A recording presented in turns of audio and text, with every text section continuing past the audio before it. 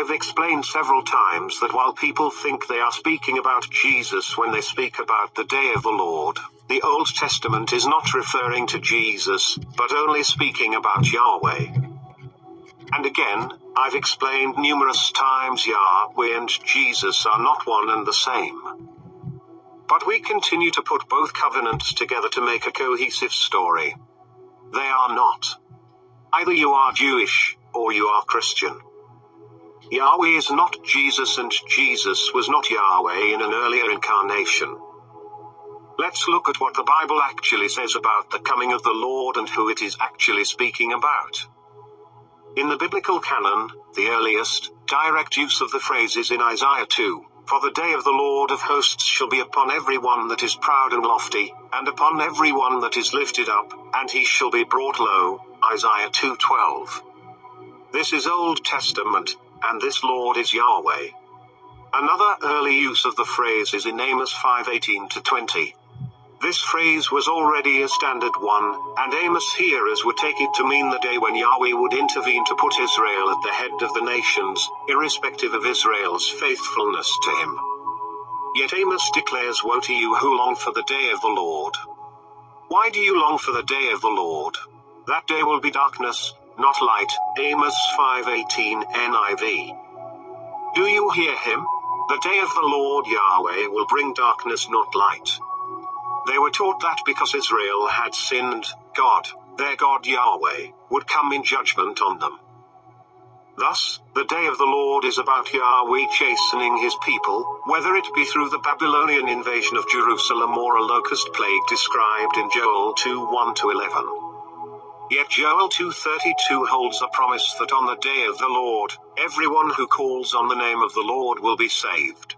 Call on Yahweh, the judgmental, wrathful, vengeful, jealous God of the Old Testament.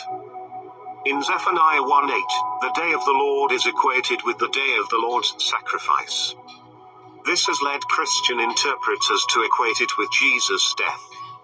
This is because the Lord to Christians is Jesus, and he did indeed sacrifice himself to buy mankind's freedom from sin and death.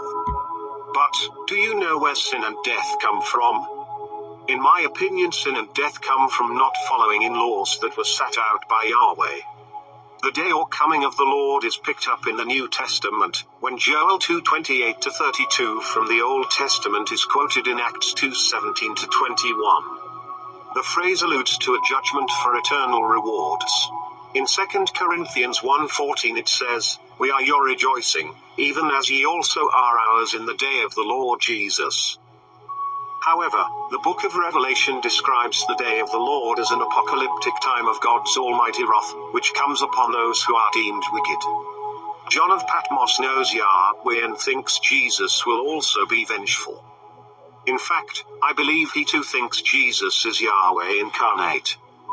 The text pictures every man hiding in the rocks of the mountains during a major earthquake to attempt to hide from God's wrath, while celestial phenomena turn the moon blood red and the sun dark. This all sounds plenty dark and does not reflect the love and light found in Jesus or his Father. Jesus said in his Father there is only light and no darkness at all. According to these passages, it seems that the day of the Lord is an event closely tied with the coming of the Messiah to judge the world. In the Old Testament, the Messiah was not necessarily Jesus or to be a son of God. They were looking for redemption and judgment on the Romans. But then we move back to the New Testament in John 3:17 and find this verse. For God did not send his Son into the world to condemn the world, but to save the world through him. Look, the whole of Matthew 24 passage is talking about the coming destruction of Jerusalem, which took place in AD 70, 40 years after Jesus' words. In this generation, which did happen. And so that generation did not pass till all those things were done. Jesus was not talking about the end of the world. He was talking about the end of Babylon, but he used his collapsing solar system language to get the message across. Babylon, your lights are going out. This again was not speaking about a second coming for redemption. The coming of the Son of Man on the clouds described in Matthew 24 is not the second coming of Jesus to earth. Rather, it is the coming of Jesus to the throne room of God, where he receives from his Father the kingdom and the authority to rule the world. So, it is therefore describing an ascension into the clouds, cloud being a symbol used in the Bible many times to describe God's dwelling place, not a descending from the clouds to earth. All that sounds pretty good, but it comes from the writings of a man wanting revenge.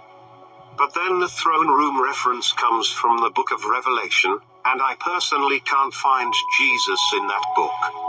I feel this John was looking for the day of the Lord Yahweh and his destruction described in the Old Testament.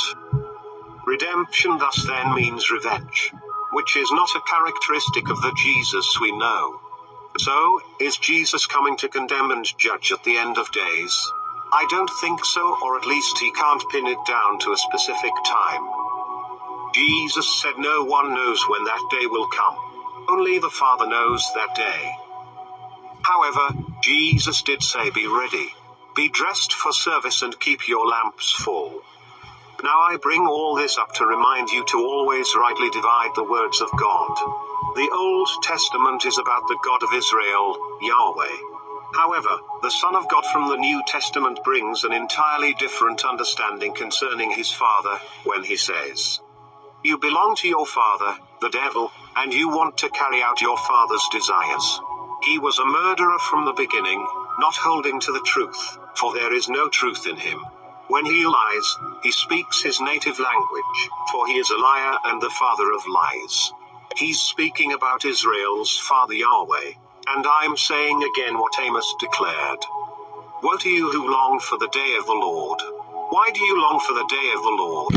That day will be darkness, not light.